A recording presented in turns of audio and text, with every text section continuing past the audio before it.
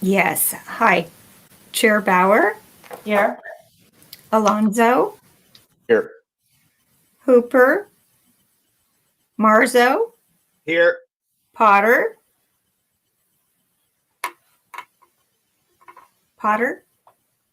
Here. Ryder, Here.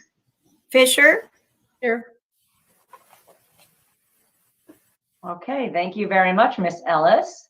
We will now move on to general public comment. General public comment is for items that are not on the agenda. Each person that wants to speak will be given 3 minutes to speak, and we'll allow our moderator, Mr. Roberts, to take it over from here. Thank you, Mr. Roberts. Thanks, Chair Bauer.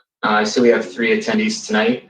If you wish to participate in public comment, feel free to raise your hand at the bottom of the Zoom screen, and I'll call on you in the order where you've raised your hand.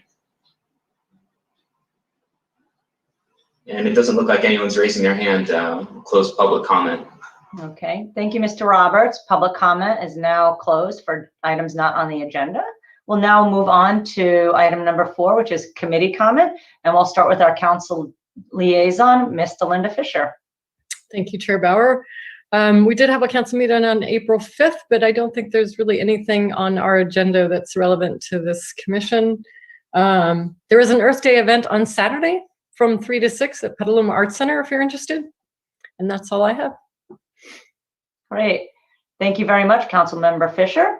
We'll skip the Pedestrian Bicycle Committee because that's Commissioner Hooper and he's not here today. Then we'll move on to Mr. Marzo. Commissioner Marzo will give us the report out on the Tree Advisory Committee. Thank you, Commissioner Marzo. Thank you very much, Chair Bauer. The Tree Advisory Committee has not met since our last Planning Commission meeting. However, we do have one next week, and I'll be ready to report at our next Planning Commissioner meeting. Thank you. Great. Thank you, Commissioner Marzo. We'll now move on to Commissioner Potter, who will report out on our Vehicles Mile Traveled Advisory Committee.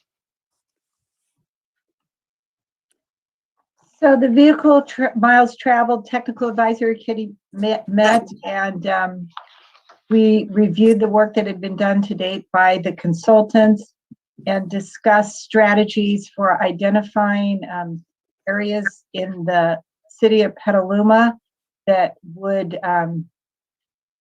likely have significant impacts related to VMT and what types of mitigation that would be coming forward. We also talked about the methodology for thresholds and whether we would like to use state guidance or select a more stringent climate scenario for setting the VMT. And the committee decided that they would like to continue to meet in some capacity to move forward with the recommendations to this body and the council. That's all I have. Thank you very much, Commissioner Potter. Now we'll move on to the Planning Manager's report by Planning Manager Ms. Hines. Thank you. Good evening, Commissioners. Just a couple updates for you. So tagging on with Commissioner Potter's update on the Technical Advisory Committee for the Vehicle Miles Traveled. That item is likely to be scheduled for Planning Commission discussion and recommendation on May 25th before moving that item forward to the City Council. So stay tuned for that one.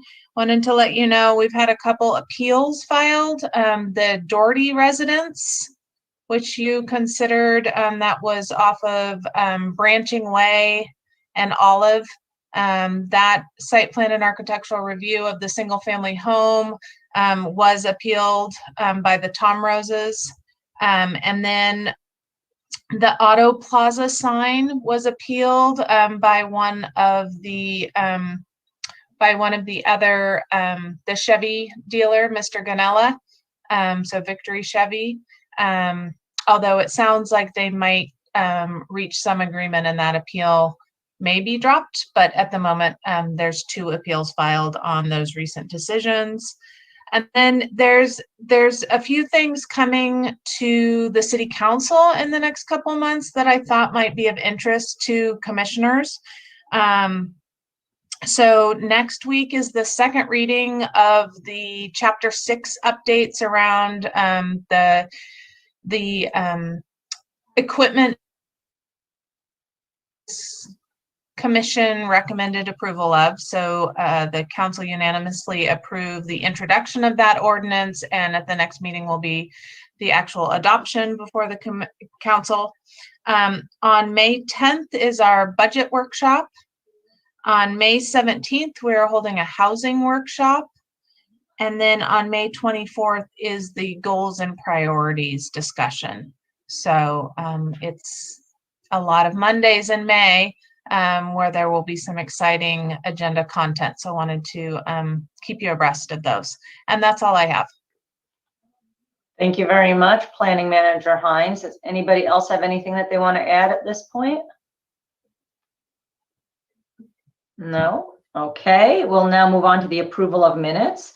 Approval of minutes is for the meeting of Tuesday, March 23rd, 2021. I was not there that day, so I will recuse myself from looking at those. But does anybody else have any changes or anything else that they see that they need to change on those? No? Then we'll go ahead and approve the minutes for March 23rd, 2021. And now we will move on to our one agenda item today, and that is the all-electric code. And that is going to be presented by our senior planner, Mr. Kevin Collin. So I'll let Mr. Collin take it away. Thank you. And I'll just jump in quickly just to introduce Kevin. I think, Kevin, you've been here before with the gas station legislation, which I guess that's a noteworthy that it is officially in effect, and we're not aware of any lawsuit being filed on that. So we've passed that 30 days. So that's an exciting update as well. But I had forgotten that Kevin had been before you with that, but Kevin has been just really working diligently with this all electric. So happy to have him here to present. And I also want to point out that Michael Whitaker and Charles Lucas from our building division are also in attendance today to help field any questions that might come up specific to building code. So you've got your staff team here to help answer any questions. Kevin, I'll turn it over to you. Thank you both. Let's see, I'm gonna share my screen here.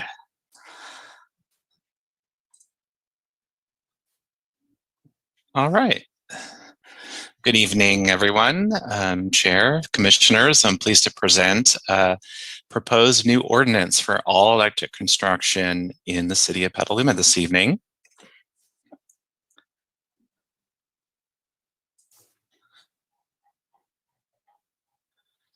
Bear with me, I'm trying to get there we go. We have movement.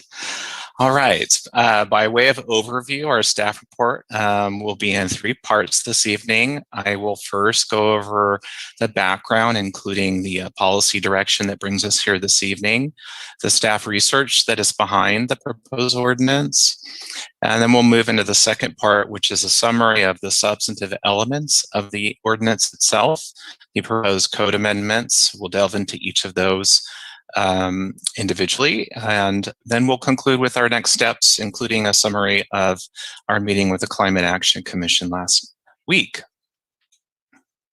So what brings us here tonight? We are working under guidance that is embodied in the City of Petaluma's Climate Emergency Framework in January of this year. This framework was adopted, and on page 16, I've highlighted a quote there that speaks to emissions related to the building sector in summary. And so I'm highlighting here some key words from this direction that relates to the ordinance this evening, and that is how this ordinance might assist with the elimination of emissions that come during buildings from their operation, as differentiated from construction or other processes that could also generate emissions related to building construction. So with this sort of direction given in the framework, we've been working on an all-electric construction ordinance that would consist of an amendment to the California Building Code, or as those in the development or related professions called Title 24. So I wanted to kind of break down the jargon here a little bit to help you understand. Our ordinance this evening would consist of an amendment to the building code for the state of California, which is in fact many different codes that are broken into parts. They are parts that regulate the different systems of buildings, from the electricity, the mechanics, the machines in them, the plumbing, as well as specialty topics like history and how a code might regulate buildings that are built before codes, as well as environmental purposes as embodied under the Cal Green portion of the building code. So this is an important regulatory document that applies to the entire state of California. Every 3 years is what we call a code cycle. So the state of California, on a 3-year basis, updates the building code. Showing here a graphic of the 2019 code, which is the code we're currently operating under. There are mandatory provisions that apply statewide. As soon as the state approves the code, everyone must follow it. However, it is customary and very common for local governments to adopt the state code with local amendments, which is provided for in the statute, that acknowledge that there are unique attributes of California. It is a very large state, and there are different climates, there are different geologic situations, and there are different topography situations that might dictate a need to build differently. To amend the code to tailor those unique conditions to your place. This is a segue into our ordinance tonight. It would consist of an amendment to the code using those reasons, those climate, geology, and topography as a basis to counteract global climate change. And so the term that we would refer to is a decarbonization. So buildings have emissions that we'll speak to in a moment here in a little more detail. And the building code specifically has been a regulatory tool throughout the state where local governments have pursued efforts to reduce emissions. Some of those examples include what we have up for consideration tonight, an all-electric ordinance, buildings which are only powered by electricity and not gas.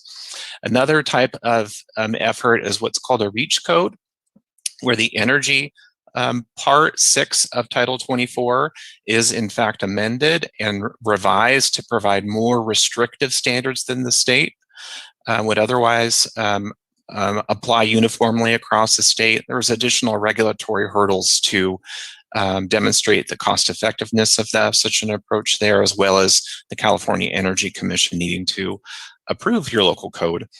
Thirdly, another effort that's been pretty common is to amend energy efficiency provisions in the Cal Green building code, which we'll come back to at the end of my presentation here. And just looking at the state as a whole, this is a very this is rapidly evolving across the state. At my last check, there were 39 California cities that have taken at the local level, so bottom-up decarbonization efforts in their building code. And of those, 15 have adopted ordinances like we're discussing this evening. So let's get at some of the background here is why all electric and how does that connect to global climate change? The key element here is natural gas is composed the key component is methane, and methane in and of itself is a very potent climate change gas. It is 25 times over a 100-year time frame more potent than carbon dioxide. And as we discussed at our Climate Action Commission last week, it actually has more drastic effects, which are on a shorter time horizon. If you look at the goal to obtain carbon neutrality by 2030.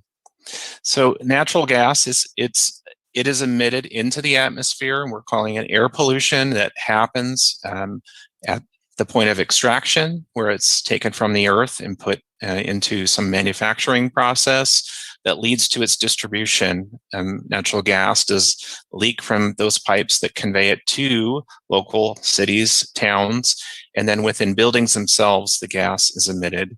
It is commonplace, prevalent in many homes and businesses that natural gas is burned for purposes which are pretty basic to our way of life, to cook food, to dry the clothes that we wear, to heat the water that comes out of our faucets, and lastly, to maintain a comfortable, healthy temperature indoors through space heating. Now, all of these impacts of natural gas I'm showing on the graph to the right, which are emissions from 1990 to 2018 in Sonoma County. This is from the Greenhouse Gas Inventory Update. Are emissions from buildings. So if you drill down and look at those countywide emissions as specific to Petaluma, in comparison to all emissions, Petaluma's building sector contributes about 26% of the greenhouse gas emissions, primarily again through natural gas combustion and use. There are additional reasons that relate to climate change and natural gas that build off of that as a basis to consider the societal effects of using natural gas. First of which is public health. As we've noted in the staff report, burning a fossil fuel indoors is combustion, and it does have emissions. Those emissions are chemicals that are not healthy for humans to breathe in, and for children in particular, can have an adverse effect and increase asthma rates. And looking beyond health into public safety, natural gas is combustible. It's a fire. It can and does cause fires in structures, in communities. And as we've noted in the staff report, when you compare the public safety implications of gas compared to electricity, we've noted that San Francisco has studied this in terms of preparing for major disasters. And in comparison, if there were a magnitude earthquake of 7.9 in San Francisco, they estimate it would take 6 months for the city to fully repair their gas infrastructure as compared to a week for electricity. So on a resiliency standpoint, the safety benefits of natural gas are demonstrated there. Moving on to how does this relate to the ordinance? And I wanted to focus on just some of the jargon here to help break it down, to help frame the purpose and the intent of the ordinance. Is when we say building decarbonization, for this discussion, we're defining it as removing greenhouse gas emissions from energy use of a building. And this is important to, I think, to distinguish in that the building code, Title 24, it regulates building designs. It does not regulate appliances. So the code doesn't have, for example, a model building that says if you present this building, it will pass code. It looks at the design elements from the insulation, the walls, the percentage of windows to wall, the roof, the orientation. Those elements of design are regulated by the code that we are proposing legislation to address climate change. So enabling a design of a building through that code enables buildings to use appliances which are relying upon clean energy, which is from a renewable source. There's, as noted in the staff report, the actual design of appliances is the regulation of that is preempted by federal law, so that there is not a patchwork of state or local regulations for dishwashers or space heaters. So I just wanted to draw that that distinction for the commission and the audience this evening, and also note that there are, as I've shown on the right here, these are all appliances which are reliant upon electricity that perform those common elements of our lives, such as cooking, drying your clothes, heating the space around you, as well as the water you use. In part of our research for the ordinance, I was reflecting on a joint meeting the commission had with the council back in July of 2019, and a comment that came up, shared pretty consistently across the board was, what does it cost? And we're at actually a really unique point in time when it comes to all electric ordinances in the state of California. There has been a considerable, very current efforts to document the cost effectiveness of all electric buildings so that they may be presented and approved under state law today, under Title 24, under the 2019 code. So we actually have here on the right, I'm showing just the covers of the all electric cost effectiveness studies that have been prepared for basically every building type that might be presented for review and approval. It's all been documented to date to be able to comply with the building code. It does that under two metrics that we've spoken to in the staff report. This is a little bit of a very, saw the attachments for a very, and their technical matter. I'll just summarize it, and there are two metrics. The first is called time-dependent valuation. It is a way of assessing the cost of a particular design, like all electric, that looks beyond the building into societal values. And this relates in part to the California Energy Commission's role in looking at Title 24, Part 6, is that they use this as the basis to support updates to the energy code. And the second metric to this is called on-bill. This is what gets at what most folks might be, that if you're a homeowner or a business owner and you're interested in, well, what is my utility bill going to look like under this all-electric scenario? That's the on-bill methodology. Now, looking at both of those methodologies for Petaluma, all of the building types are cost effective. There are only two situations that are noted to not be, and they're under the non-residential building types and medium office, small hotel. If you just presented a baseline building that's all electric, they would not, in Petaluma's climate zone, off the bat conform to the building code. However, that situation is without any assumed photovoltaic solar powers, as well as battery storage, which I apologize for the typo there. If you were to install those, you, however, would have a cost-effective building that's relying on electricity. All right, so with the background in mind, at this point, what I'll do is walk you through the substantive elements of the ordinance point by point. We'll start with applicability. This ordinance, as presented, would be triggered at the point of building permit application. This is section 16 or chapter 1709 of the Petaluma Municipal Code, which is the building construction standards section of the municipal code. And so if you file your building permit, you would be subject to the ordinance. That there are some caveats to what would apply and what would not. All new buildings would be subject.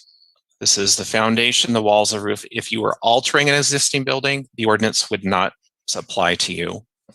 If you're altering a commercial tenant space, it would not apply to you as drafted.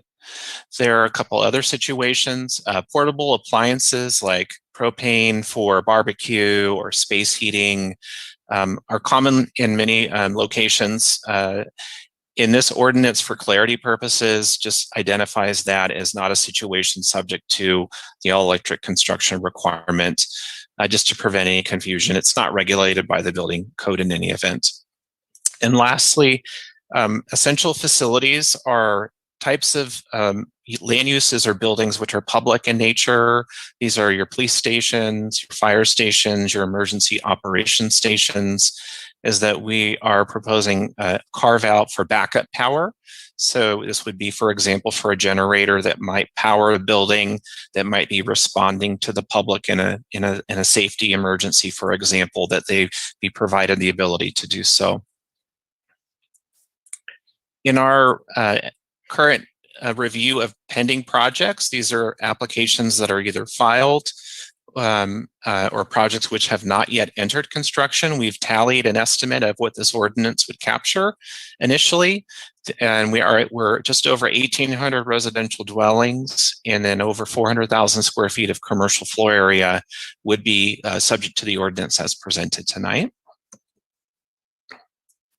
So what are the requirements? It's, as the title implies, there are two terms of technical terms that are in the ordinance: an all-electric building and all-electric design. They're intended to mean the same thing, and that's a building that does not have any plumbing, that provides natural gas to any of the primary elements, such as space heating, water heating, for example. So each new building permit must include a building design that is all electric. There are some situations that we've identified to prevent a loophole. So if you built an all-electric building, that we've provided some text to prohibit conversions at a later date. So that would not be allowed. And lastly, we wanted to make it clear to anyone that was proposing a housing project that these are objective planning standards. I believe you've all received a separate presentation on current legislation, which is from the state level to accelerate housing production. And this is to make it clear that these are not subjective standards. There be no sort of disagreement about how this relates to housing law at the state level. Okay, moving on to exceptions. There are some elements of projects that would not be subject to the all-electric requirement. These are, for example, I mentioned essential facilities earlier. When an essential facility is presented, it must be what we're calling electric ready. So it may have mixed fuel, but it also would need to have the appropriate electrical infrastructure in it to be converted at a later date to all electric powered. And then another situation, vested rights. So if you had some right that was provided for at the state level or through a separate agreement that you were not subject to the all-electric requirement by another law, that's called out. Now, in comparison to other jurisdictions, this is a very narrow list of exceptions. In the broad view of those over 30 jurisdictions I've identified as having taken this effort so far, there are a whole range of categories that, depending upon the local climate, culture, whatever their reasons or situations might be, they've created exceptions for other items such as cooking stoves, whether that's in your home or whether that's a restaurant. Other is clothes dryers. Some jurisdictions have carved those out, as well as pools and spa heating. There are also, if you have an approved land use entitlement, some jurisdictions have created what you might characterize as a grandfather provision or an exception where you would not be subject to the all-electric requirement. So this would be a situation where you have, for example, Planning Commission approval of a land use permit, but you haven't filed your building permit application yet, or hasn't been issued and you haven't entered construction. And then lastly, jurisdictions have identified specific land uses that they thought should not be subject to the requirement, such as some industrial uses that use process heat elements, some life science or laboratory oriented land uses, as well as some that have just simply said non-residential should not be subject to an all-electric requirement, or multifamily should not be subject to it. There are a whole variety of approaches as to what to capture. And in comparison to those other jurisdictions, we have, I would say, a very narrow and limited list of exceptions. So the last major element of the ordinance is intended to address unintended consequences of what can we not see today. The literature is all pointing to the feasibility of all-electric construction in terms of the marketplace providing materials, equipment that can facilitate all-electric buildings. It is being done. It has been done successfully elsewhere. However, acknowledging there may be a situation that hasn't been encountered to date that's unique, we have what's called the infeasibility waiver provision in the code. It's an administrative process where you could ask for relief from the requirement. And there's two elements that relate to Title 24, the energy code or building code in general, and they're called prescriptive standards or performance standards. The waiver process we're proposing is limited to those bases, those code bases, to be granted a waiver. So you would meet the energy of, you would present a design, you model it under the code, and it can't meet an efficiency standard of the building code, or you modeled it and it can't meet a performance standard. That would be a basis to move forward. The building official would consider these requests. There would be a need for providing evidence. So this would be written, a technical documentation to demonstrate that those standards cannot be met with the proposal. If that is demonstrated, the building official would only be authorized to permit a project that provides gas to the infeasible part only. So for example, if space heating was not able to comply with the code, but the water heating or the cooking elements could, then only the space heating component of the plans would be provided gas. Everything else would be electric. And then more broadly, you would have to provide in the design the ability for the building to be adapted later for electric powering through that electric ready provision. And lastly, the building official could not use finances, the basis to grant a waiver.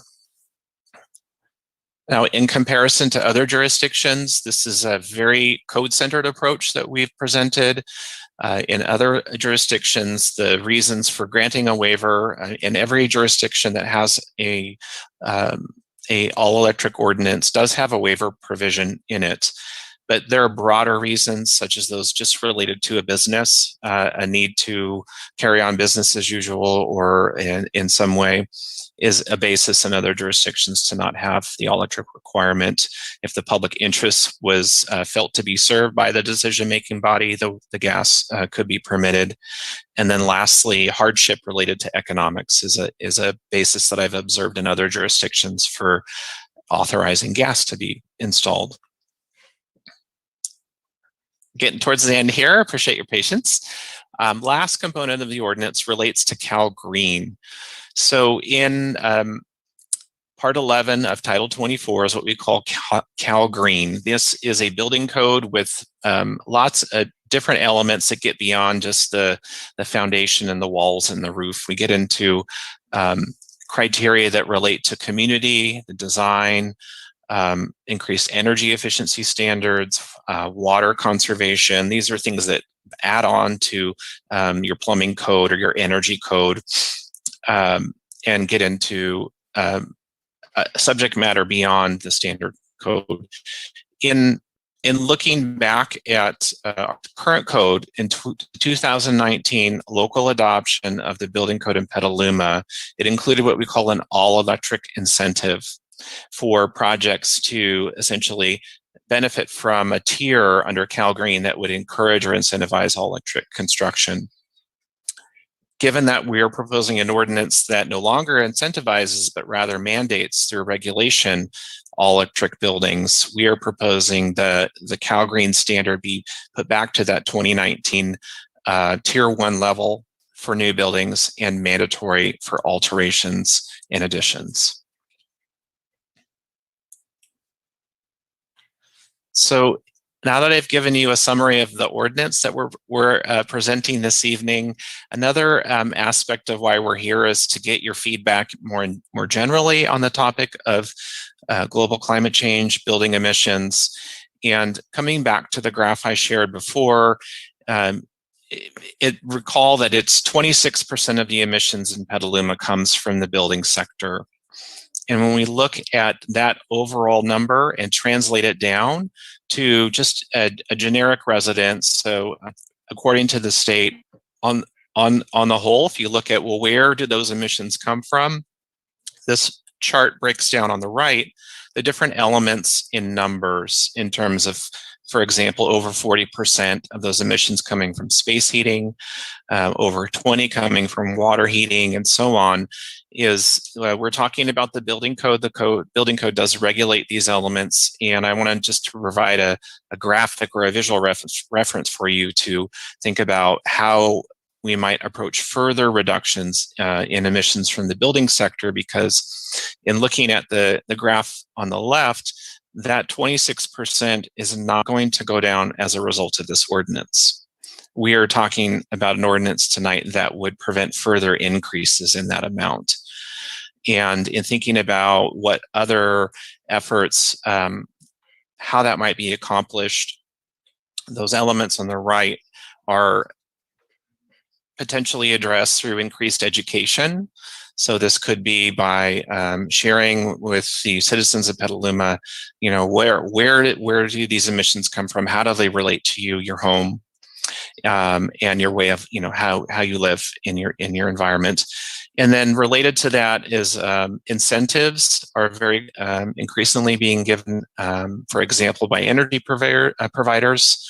Whether that consists of subsidizing solar panels to be installed on your home, or in fact, subsidizing the cost of appliances that are reliant on electricity and not natural gas. And then thirdly, future regulatory changes. There are opportunities under the building code to make further amendments that get at alterations and additions. This is a comment that came out of our Climate Action Commission meeting, in fact, was acknowledging that 99% of our existing building stock is reliant on gas. And in the comparison to the change in that building stock, only 1% will really affect those emissions under this ordinance. Another element is a breach code, which provides that relate to energy is an option for regulatory action. And lastly, CalGreen has energy efficiency provisions, as well as, for example, electric vehicle parking space requirements. So wrapping things up here, after receiving your feedback tonight, we will be moving on to the City Council on May 3rd. We are presenting this ordinance for first reading. If introduced, it would be back at the council for a second reading. And if adopted on May 17th, it would be effective on June 17th. I presented a slide here to help facilitate some conversation, but before I conclude, I wanted to let the commission know that we did receive one communication from the pool and spa industry, and staff has received it and is reviewing that currently. And I think with that, I'll hand it back to you, Chair. If you want me to take the slide down, I could do so, but I'll look for your direction on how to facilitate the conversation here. Great, thank you very much, Planner Colin. That was a very thorough and well presentation. We really appreciate your detail and your thoroughness. So thank you very much for that. I think at this point, maybe we could take that down and we could put that up again later if we need to. Sure. Thank you. Thanks. I think now at this point, we'll move on to public comment. Public comment is for items on this agenda item, so the all-electric ordinance that we'll be looking at. We'll invite members of the public to comment on this agenda item, and they will have 3 minutes each to do so. And please raise your hand to do that, and I will pass this work on to Mr. Roberts, and he can moderate public comment. Thank you. Thanks, Chair Bauer. I'm not seeing any attendees with their hands raised. I'll just provide a few moments.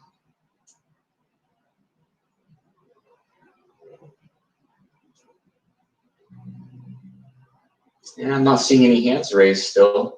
Okay. I'll pass back to you, Chair Bauer. Thank you. We will close public comment on this item, and then we'll move on to commissioner questions. But first, I see that Planning Manager Hines has her hand raised, so we'll go to her first. Yeah, I just wanted to kind of tag on something Kevin said. We did go to the Climate Action Commission last week to get their feedback, and they were mostly very happy with the ordinance. There was some suggestions. A lot of the suggestions were about what else can we be doing. So not specific to, a shortcoming. Overall, they were very happy with the ordinance presented, but things like, should we be looking at requiring a transition to all electric when somebody does a substantial improvement? Or if you do an addition, should that addition be required to be all electric? Or some of those things to get at the existing building stock. In the same time, there was discussion about equity and wanting to think about ways that the requirements and the cost of the requirements were not in turn passed on to, renters that, our housing market is what it is, and wanting to make sure that we weren't creating a requirement that in fact was most heavily impacting lower income segments of our population. So this ordinance is focused on new construction. We acknowledge that this effort is not done, and there's still next steps, but it gets a lot more nuanced when you're dealing with existing construction and the transition from a mixed fuel building to a all electric building when that building is existing. And so we didn't want to hold up this all electric requirement for new construction. Rather, we thought it was better to come forward with the new construction, get that on the books and handled, and then start working on and talking about and thinking about what our next steps were with existing construction. So I wanted to just make that clear. So we're open to any feedback the commission might have, on ideas for that or priorities for that we can then in turn pass on to the council when we present this. The other thing we talked with the Climate Action Commission about was, like Kevin touched on, education. I think it was Commissioner Bartholomew that pointed out that, when somebody's water heater breaks, the most important thing is to get a new water heater and have hot water. And so a lot of influence from the contractor. You call the contractor and the contractor said, oh yeah, great, I can replace your gas water heater. You're like, let's do it. How quickly can it be done, and how inexpensively can it be done?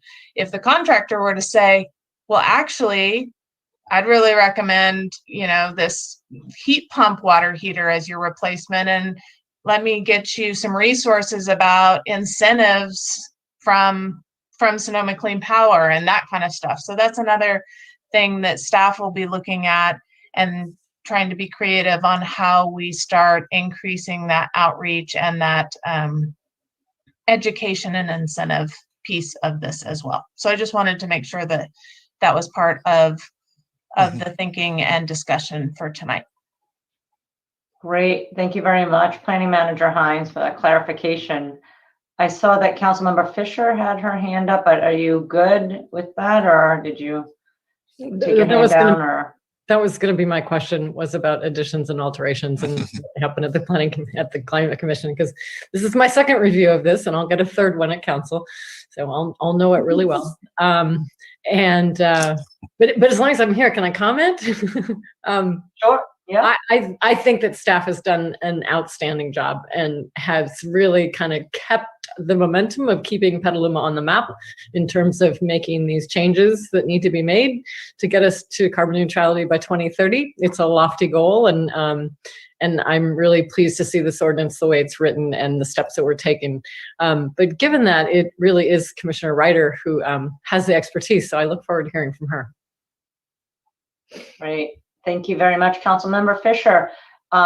Any other questions for staff on this from other commissioners? I see Vice Chair Alonso. Please go ahead. Yes, thank you, Madam Chair, and thank you to staff for the presentation. It was very informative. I was wondering, Kevin, in any jurisdictions for exemptions, was there any call out to public safety facilities like a fire station or a police department?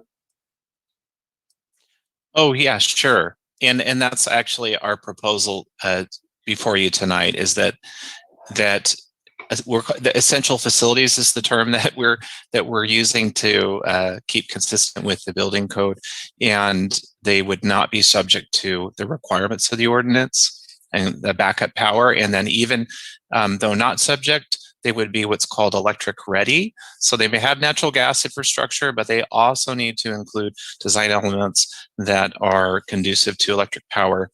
Now, this is at the same time, I should acknowledge that this wouldn't preclude an all-electric public facility, essential facility, to move forward. It's just in our caution in thinking about what were the sort of purpose-driven, the key elements of the building stock that were necessary to be powered in all situations to care for in the population. We felt that those were that limited category should be provided that exemption. Okay, thank you. Mm-hmm. And in the cost feasibility analysis in your presentation and in the staff report, it talked about medium-sized office buildings and then the small hotels in that one study. Mm-hmm. So with the battery storage and the PV to help offset that, is that something a jurisdiction could mandate to require for those particular uses to have that? The short answer is the short answer is yes. However, not within the context of the ordinance we're presenting tonight. That would fall under what you would describe as a REACH code, where you get at more restrictive standards, or another regulatory approach. So we're looking at a sort of removing gas as a fuel type that might be considered for a building, but additional work would be needed through another subsequent ordinance for us to get it that as a provision, for example. Okay. Does it make sense? But they are required to be all electric at new construction under this ordinance. Mm-hmm. It's just not requiring them to add the PV or the battery backup to make it cost effective, I guess is the difference. But a new commercial, hotel would be required to be all electric under this ordinance. Right. It's just, I guess my concern would be then they with the exceptions, right? Their pool, they could have those exemptions, right? If they had a pool on the property. No. Okay. No. Nope. So then why are pools so with those list of exemptions, then what would that apply to? It wouldn't apply to commercial uses then? No, the only exception. Or maybe I'm not reading the staff report right, because the way it's worded in the staff report at the, what is that? Page, let's see, on the top of page 9. So you're just calling out what other jurisdictions are doing. You're not asking. Okay. Yeah. So the only exceptions in the way this is worded would be those essential facilities that are electric ready and projects that have a vested right, development projects that are determined to have a vested right already. So those are the only two, correct me if I'm wrong, Kevin, but those are the only two exceptions to new construction having to be all electric as this is written currently. That's correct. Okay. And yeah, cost effectiveness was more it's not a basis for the ordinance to move forward. It's more just a point of information to hit a very common concern or question that's come up in other jurisdictions is, well, what does this mean with regard to the cost of construction, to my utility bills? So all those attachments to your staff report that are the cost effectiveness studies are saying, if you look at this building type generally across the state and the different climate zones, it's either going to, under the base code requirements, if it were all electric, it will be cost effective, or if it's not, it will cost a little bit more. And as I mentioned, if you use photovoltaic and battery storage, it can be cost effective.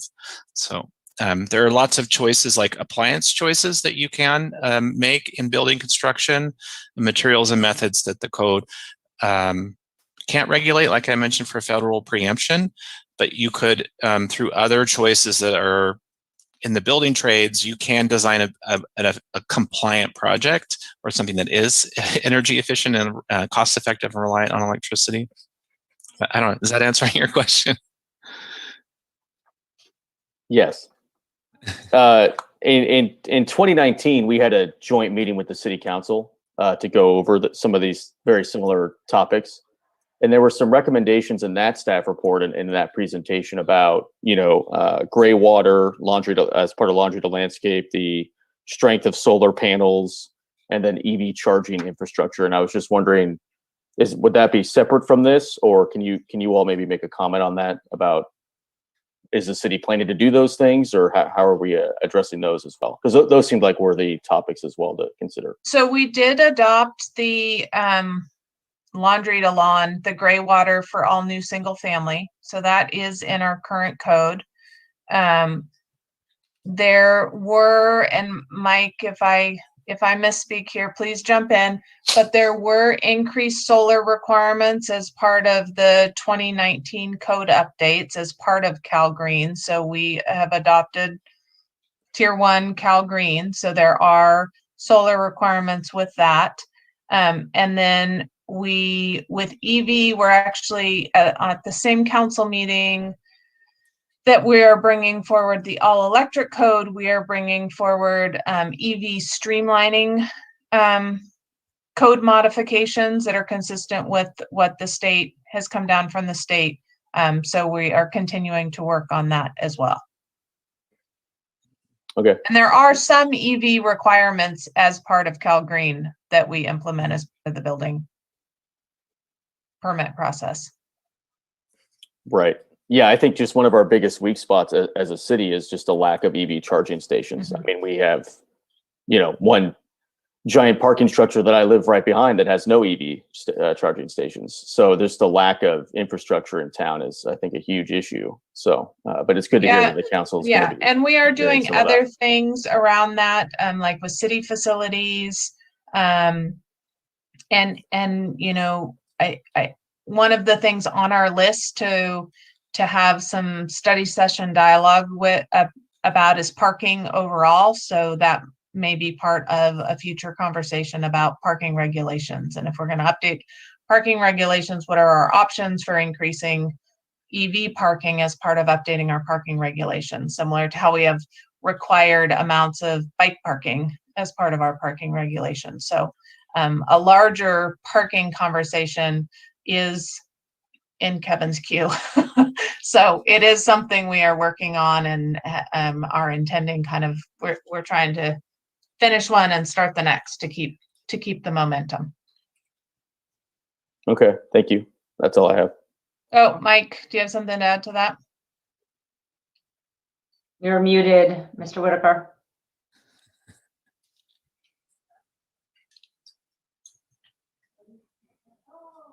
There.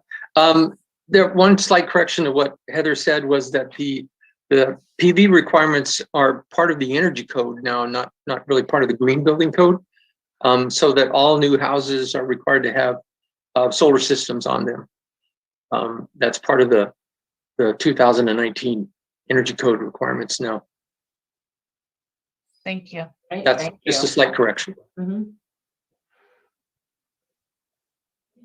All right, thank you. Any other commissioners have questions? I see that, yeah, Commissioner Ryder. And then after Commissioner Marzo.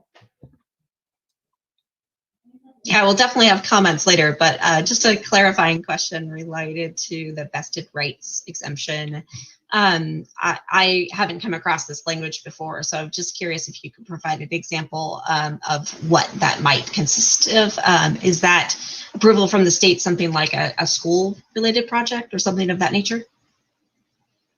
No, some of it this has been a big conversation for staff. So we spent almost an hour today in a meeting, kind of re-talking it through. So we're wanting to think about it critically and kind of foresee the different situations that come in. So one of the things we've talked about is when you have a vesting tentative map, There is language about a vesting tentative map vesting the current code. That when you're approved, when your vesting tentative map is approved, you kind of lock in your local regulations. Similarly with a development agreement, that one of the ideas with the development agreement is when that development agreement is executed, it's locking in your local regulations so that things can't change. It gives a developer a sense of stability and security, that they know what the rules are. However, there's also language in the Subdivision Map Act that provides a exception to vesting when you have a map that doesn't apply to the building code, the state code requirements. So we've been talking a lot about that to understand that. There's also, and I'm going to forget what the acronym or what the term is, but once you have actually, a developer has expended money on a site, so they have gotten their permits and they have done work and expended funds, then those approvals are considered vested, and you can't change the rules based on them having already expended those funds. So those are the things we're looking into, is what that might entail. So Thank you. Eric, anything to add? If I could add just briefly, thank you, Heather. That kind of vesting is called AFCO vesting, and it's from incurring hard costs on the ground, not planning costs, but actual like demo construction. And there is not an exception to that, and it's also a case law rule. So it's not statutory vesting. But basically what we've been noodling and discussing is adding language to the vesting rights exception that would actually sort of provide exceptions to the exception to preserve the maximum ability for this chapter to be applicable, and to be applicable when otherwise vesting might be provided if, for example, an exception to the statutory vesting applies, such as Heather's examples regarding vesting tentative maps and development agreements. So it's a little bit complicated to do that, and we're trying to get the language so it's clearer and simpler, but our understanding of our direction so far has been to try to maximize the applicability of the chapter. So we're working on doing that, and we'll have that, I think, hopefully fully dialed when it comes before. Yeah, I think that is a section that you're probably going to see a little tweak in language as we go from Planning Commission to Council, to just kind of be as specific as we possibly can to minimize interpretation around that. And really our direction, we felt like our direction from Council was this should apply as broadly with as few exceptions as possible while being legally defensible. And so that's our intention. And that section will likely, the wording will noodle, but the intention is to have it as tight as possible. Great, thank you. Okay, thank you. Commissioner Marzo. You're muted, Commissioner Marzo. I was unmuted. I apologize. Thank you very much. Thank you to staff for an excellent report. Yeah, honestly, very informative and very eye-opening. So I really do appreciate it. I just wanted to piggyback for further clarification off of what Vice Chair Alonso was referring to on page 9 of the staff report. These additional potential 11 exceptions are only related to new construction, correct, Kevin? Yeah, so thanks. I'm glad I'm following you, tracking you on the pages here. Yeah, no worries. Those are, so the ordinance would apply to all new buildings. Right. And these are examples of other jurisdictions where they have said these situations for new buildings do not need, they can have gas. Got it. So and out of curiosity, are you looking for commission feedback to potentially include or exclude any of these 11 references? Oh, their intent for being included here was merely to be transparent in the research, and so if so if someone were really wanting to advocate for one, we did our homework. But those are not included in the proposal that staff is bringing forward. Exactly, and you did amazing homework. Another thing that I wanted to just ask about, and the cost effectiveness reports were really technical, but also informative.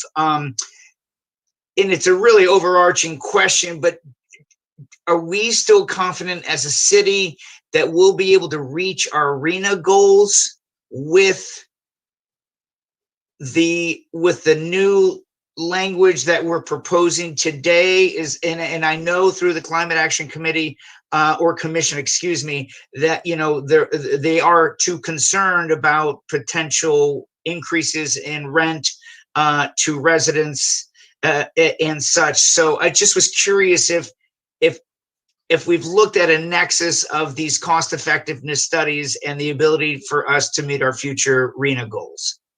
I don't think there is any negative impact on our ability to meet our RENA goals. And in fact, you all will recall that most of the housing projects that have come before this commission in the last year or two have all voluntarily agreed to all electric, and that has included projects that are 100% affordable, like the Mid-Pin project at 414 Petaluma Boulevard, and the Burbank project. The Danko project that we're looking at has voluntarily, from the get-go, was voluntarily all electric. Really, the only kind of digging in about not going all electric has been some of the larger single-family detached houses. Even the Riverview project that came before you recently, which for a long time we were working on getting that all electric, and it wasn't until I think the day before the hearing or very close to that they voluntarily agreed to go all electric. And I think that's because they probably saw the writing on the wall that by the time they got to building permit, it was going to be a requirement. So I do not think that building the project, a new housing project, as all electric, it is not a financial impediment. It is not more costly. It's actually, putting in gas infrastructure to new projects is quite costly.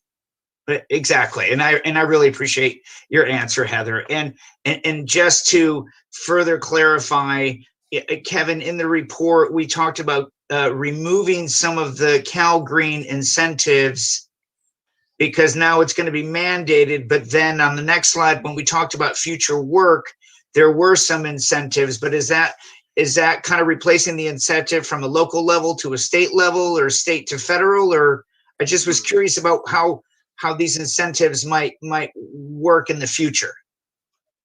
Sure. Yeah. Oh, yeah. There are multiple paths to get at this carbon neutrality goal for 2030, and when we're speaking in the context of buildings, their design and construction, and looking at the building code. You use the term incentive. So when I'm thinking of incentives in this report tonight, I'm thinking of financial incentives that might come through federal, state, local sources, and some of which may be mandated by state law, such as Sonoma Clean Power will subsidize the cost of electrical appliances. Right. They have 100% clean energy to power them.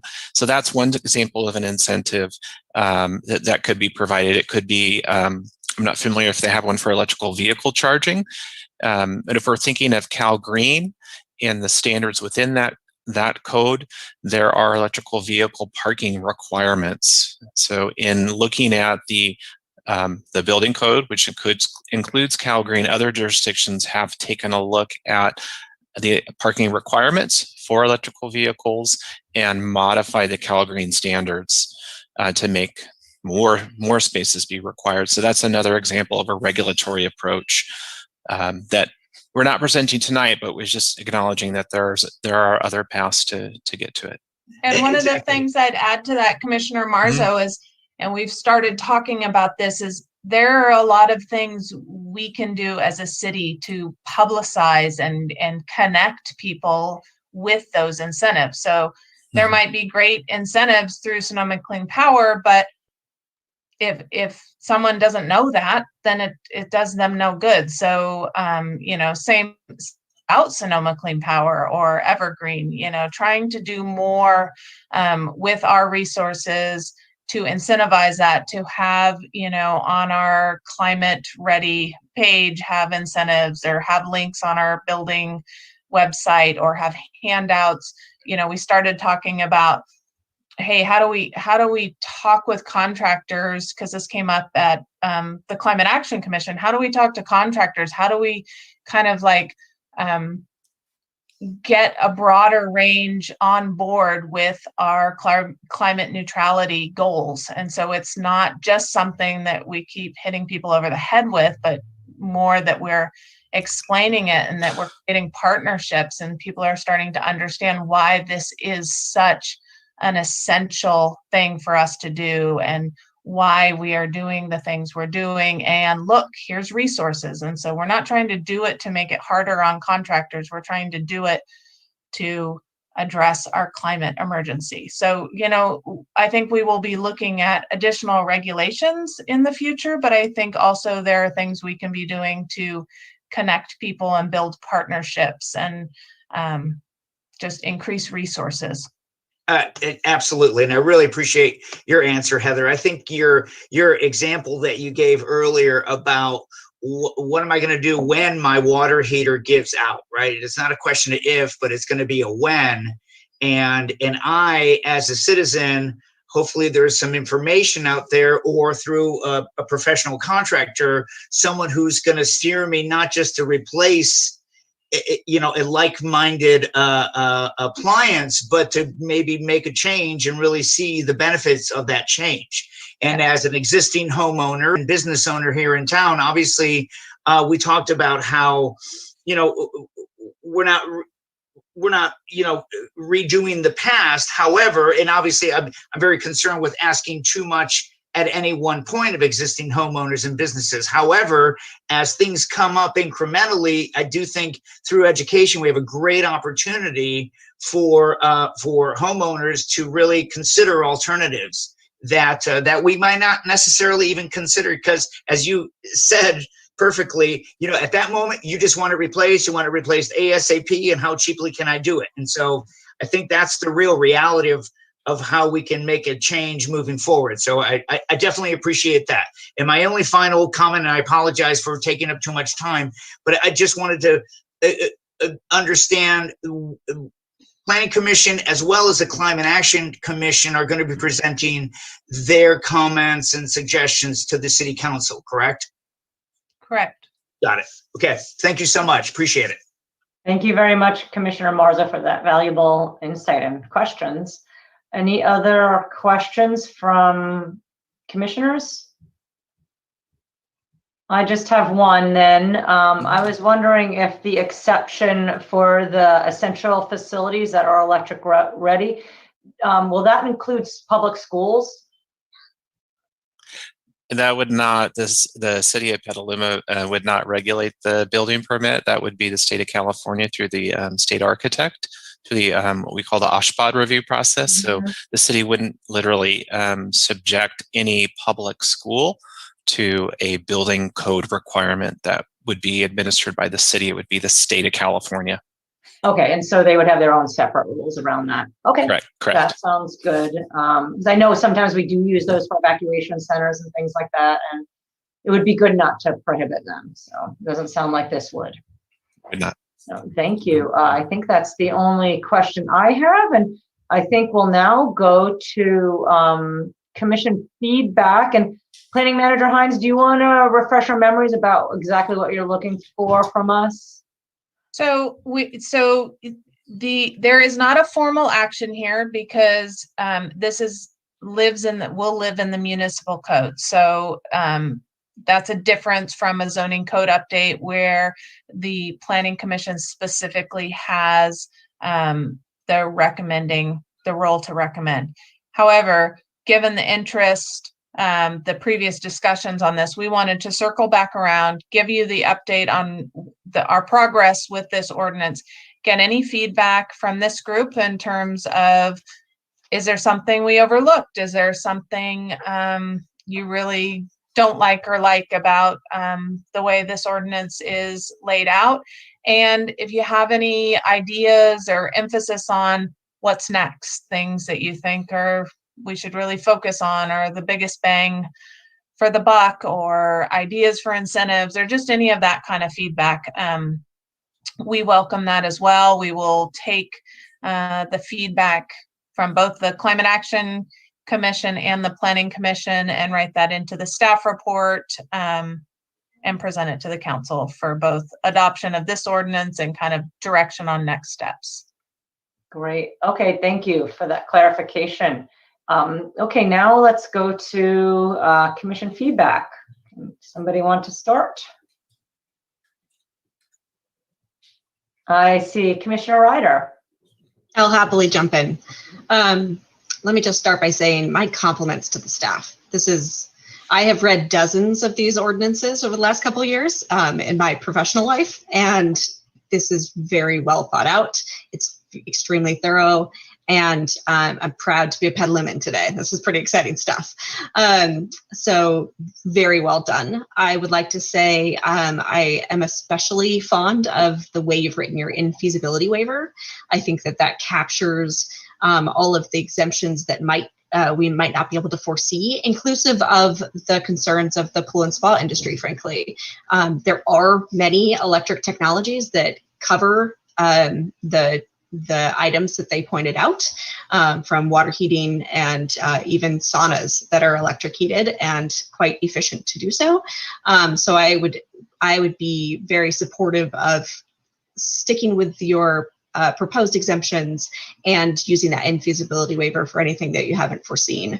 But all in all, I think this is extremely well done and thoughtful and very responsive to the urgency of the time for not making things worse. So well done.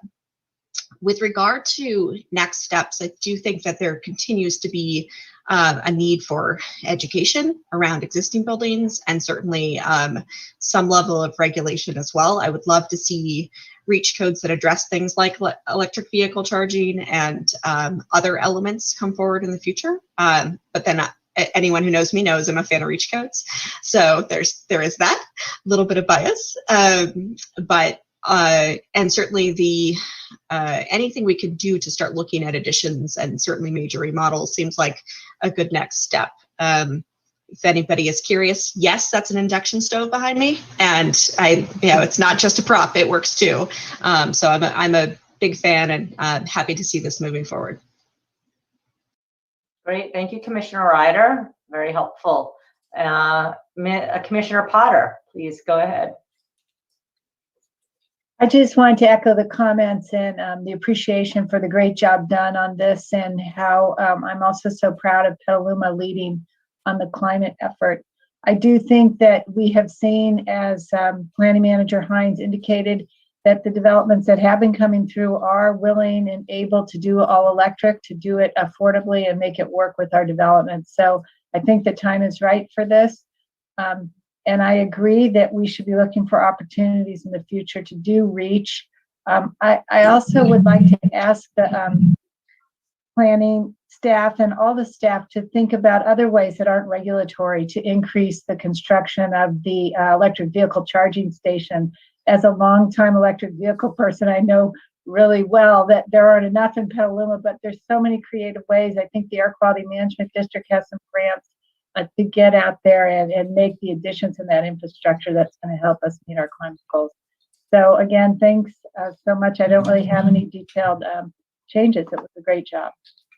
Great, thank you, Commissioner Potter. I see Councilmember Fisher.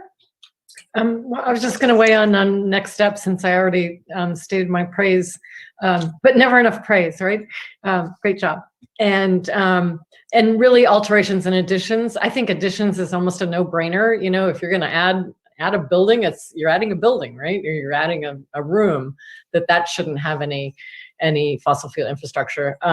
And that, you know, looking at, I don't know how our code reads in terms of major alterations, but, you know, certainly having this apply to anything that's a quote unquote major alteration, I would think would be an easy change. And again, you know, reach codes, reaching as far as we can get. I think that was clearly the message from council. And so I'll just reiterate that message here tonight.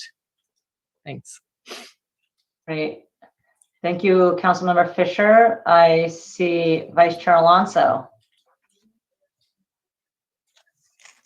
Thank you, Madam Chair, and thank you again, staff. I'm in support of the recommendations overall. I think it all makes sense. It's the time to do it.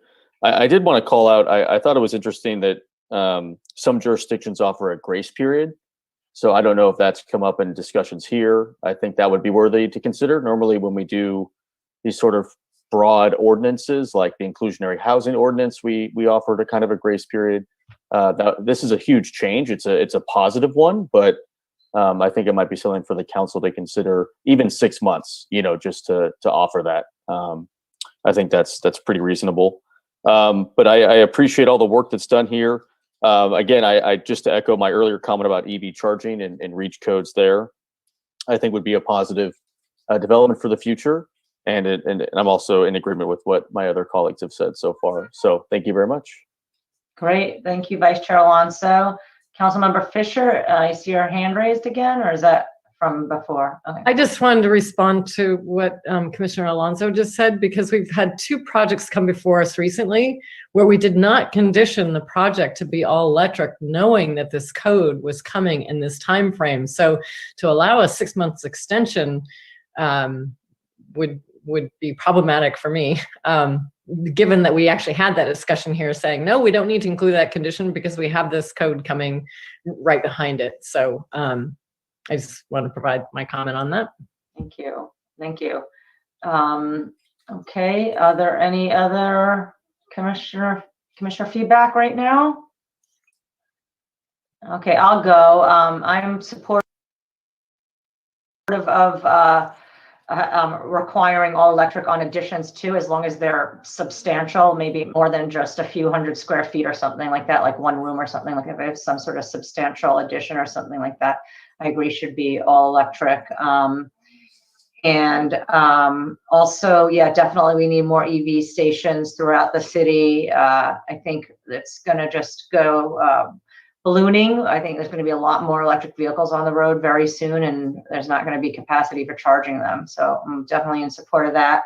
Also, if there are any sort of rebates or grants or something like that for having people switching appliances from gas to electric, I think that would be a great idea if we could explore that. I think that would be awesome to get people to be able to do that on their own. And let's see.